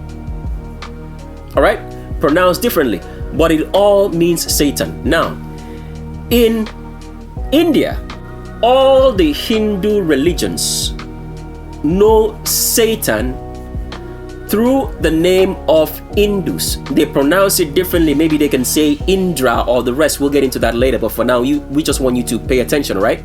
So the very meaning of the word India means Satan. And let's read something in here. So you're looking at the meaning of the word Indra. As you can see, it's a masculine name. That means Satan is a man. It says Hinduism, Indian, Hindi, Nepali, because it's one and the same word. See that? All this word here means the same thing. Remember what we told you, when you take out H, all right, from Hinduism, what do you have? You have India, I-N-D, I-N-D, all right? Hindi is the same word. So reading here, it says, meaning and history of Indra, means possessing drops of rain, from Sanskrit, which just means Indu, okay? From Sanskrit. Means possessing drops of rain from Sanskrit. Sanskrit is the script of writing Hindu language. Okay? So remember that. It says Indu, meaning a drop, and Ra, meaning acquiring, possessing. So you've probably heard of the name Ra before in Egyptian mythology, but you didn't quite know, right, that Ra is also a part of what? Indian mythology, because Ra is Satan. All right? So Indu, which is from where you have the word India, means a drop, and Ra meaning acquiring, possessing. Indra is the name of the ancient Indian warrior god of the sky and rain. He is chief god in the Rig Veda. So, what did you get from that? Satan is the one who controls the rain in our world right now. When the Creator created the world, there was no such thing as rain. Now, if you read in scripture and they tell you that during the flood, that is when rain started, and that the Creator opened the windows of heaven and poured out rain, that was rewritten by the scum of the earth albinos, anybody with straight hair, to lie to you that there was such a thing as rain. When the flood came upon the earth, the Bible says that the fountains of the deep opened up. So if you go into the Atlantic, there's what they call the Atlantic Trench. Let's see if we can pull up a picture. So here is the image of the Atlantic Trench. You can call it the Atlantic Trench, or the proper word would be Mid-Atlantic Ridge, okay? So when the flood happened, this is where the earth, you can see there is a line right here that starts from the top, right, and comes all the way down to the bottom. This is when the earth opened up and all the flood waters, the waters that's underneath the earth, burst out onto the earth and caused the flood. Then if you also go and look up into the sky, there is what is called the Great Rift or Milky Way. So, but if you read in any Bible outside of the Greek Septuagint, you'll find out that they change the words for the floodgates, all right, of heaven to the windows of heaven, which are not one and the same. So let me show you what I mean now so you'll get a correct picture. This is the Great Rift, which is sometimes called the Milky Way because people don't understand what they're looking at. White supremacy just makes up any story and they believe it. This is what actually broke open on top of heaven for the flood to come down on earth, and while the earth also broke up, all right, and brought about waters upon the earth. Let's read it from scripture and show you how they changed it. The scum of the earth albinos, anybody with straight hair, changed it so that people would not know that the windows of heaven are not the floodgates of heaven. The windows of heaven are always open to give us water, but not as rain. It's Satan that changed the waters to fall like rain and would give some places rain, and some other places it would give it drought, because Satan is always distorting things. And because of that, he was known as the god of weather, in which every African ethnicity, and then the scum of the earth albinos, anybody with straight hair, called him Indra, from the name Indus, which means India, as their god, and is the only country in the world that is named after Satan. Just like the remnant is the only country in the world that is named after the Creator, and none of you know it. So let's show you how we've been confused by the scum of the earth albino supremacies the people of Satan, as you're going to find out as we're getting along, that the name India actually means Satan. It's the only country in the world which is named after Satan. Just like the remnant named their country of origin, which they now reside now, after getting out of the Middle East, after the name of the Creator himself. And is the only country in the world named after the Creator. All right? So right now, we are reading from Genesis chapter number 7. To the right of your screen that you're seeing our mouse hovering right here, you're looking at Genesis chapter number 7 verse 11 in the Greek Septuagint Bible. To the left of the screen, you have Genesis chapter number 7 in verse number 11 in the Geneva Bible. We're going to read both for you to see the differences, because this is how people get confused. Now we are reading from Genesis chapter number 7 in verse number 11 in the Greek Septuagint. And it says, in the 600th year of the life of Noah, in the 2nd month, on the 27th day of the month, on this day, all the fountains of the abyss were broken up. Fountains of abyss, let's pull up a picture so you see it again. So this is the fountains of the abyss that we just read. Is the mid-Atlantic ridge. This broke up, all right? And all the waters from underneath the earth came on top of the earth and caused the flood. Now let's continue reading. Continue reading. It says, on this day, all the fountains of the abyss were broken up, and the floodgates of heaven were opened. So what's the floodgates of heaven? Let's show you. This is what you see in the night sky every day, which is called or told to you to be the Milky Way. Do you see how deceptive these people are? Albinos, anybody with straight hair, they change everything. But that's not even the part we want to show you. But when you read that part, when it says the floodgates of heaven, you can see that it specifically says floodgates of heaven, right? And this is the floodgates of heaven told to you in false signs to be the Milky Way, all right, or the Great Rift. Let's continue reading.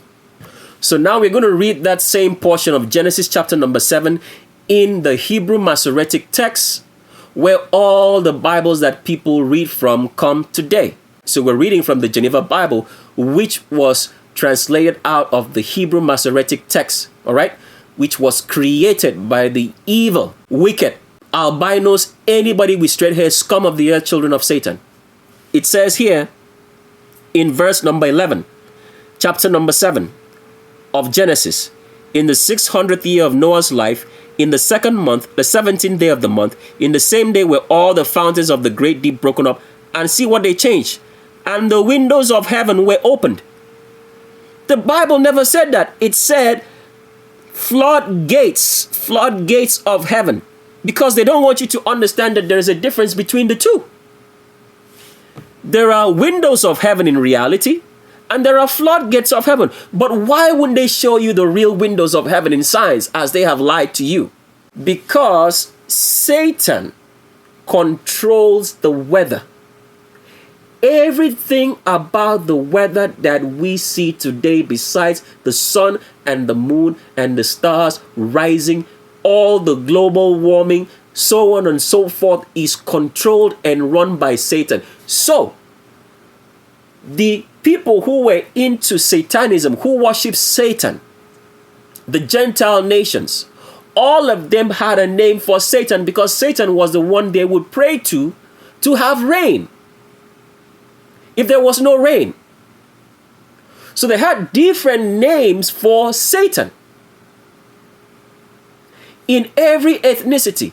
But the only people who named their country after the name of Satan in Indra, which they knew, are the albinos, anybody with straight hair, scum of the earth, because they are the children of Satan. And we're getting into the origin stories now. India is the only nation in the world in which the name means Satan. Just like the remnant is the only country in the world in which its name is named after the Creator. So do you see what changed? They switched it up. Windows of heaven and floodgates of heaven are not one and the same thing.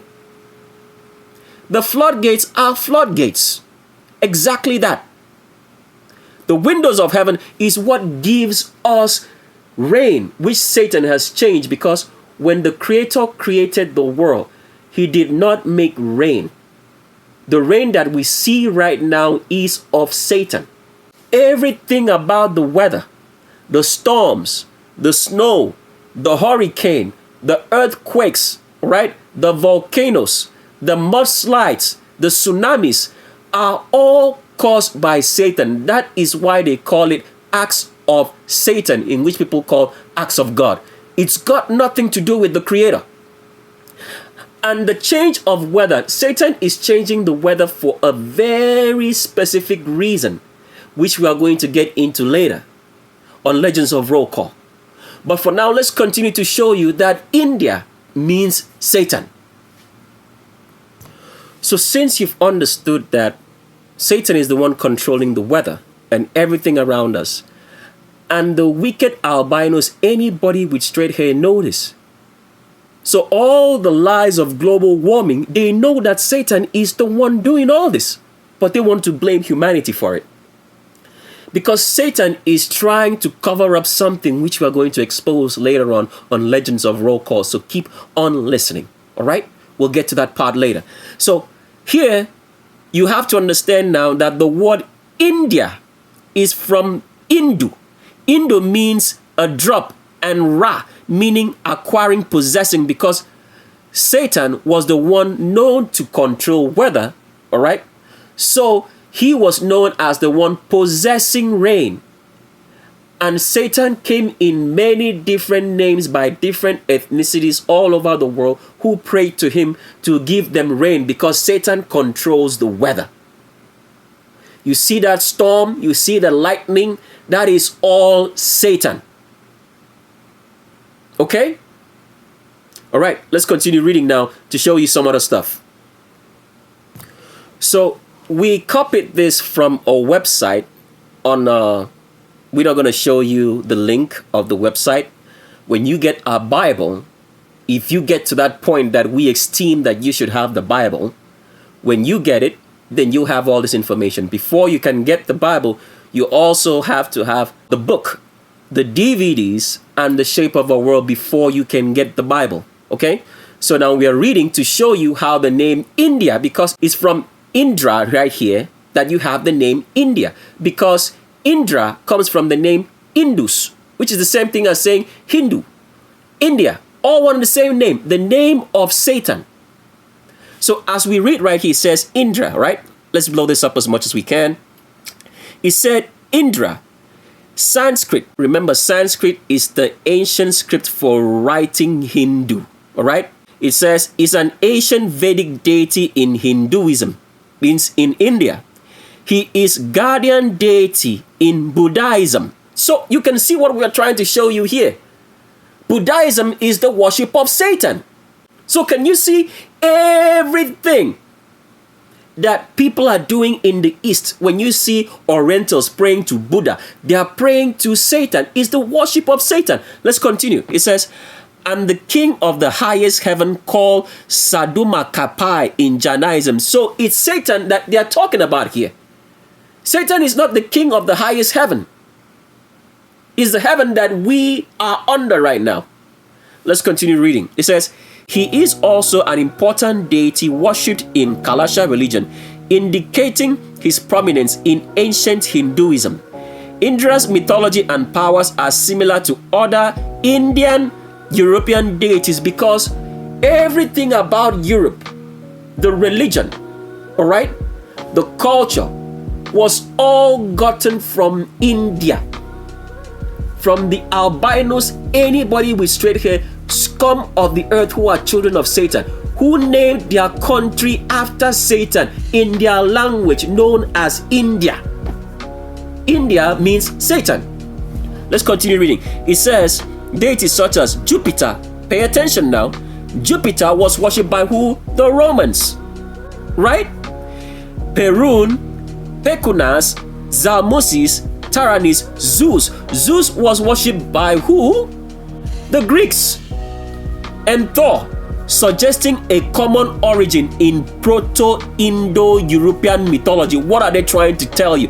It's telling you that all the European mythology of which the black Africans got were gotten from India. Because the name India means Satan. Indra. combination of two words, Indus, which means drops, and Ra means acquiring or possessing what? Drops of rain, because Satan is the one acquiring the waters that come out from the windows of heaven, which is supposed to wet the world and forming rain. That is his name. India, Indus, Indra, one and the same name. And it's from this name that all the black Africans who went to India, to the people whom the Creator told everybody not to go to, the albinos, anybody with straight hair scum of the earth, do not go to these people. Do not be with them, for they will lead you in their wicked ways. And the whole world now is filled with them in every way.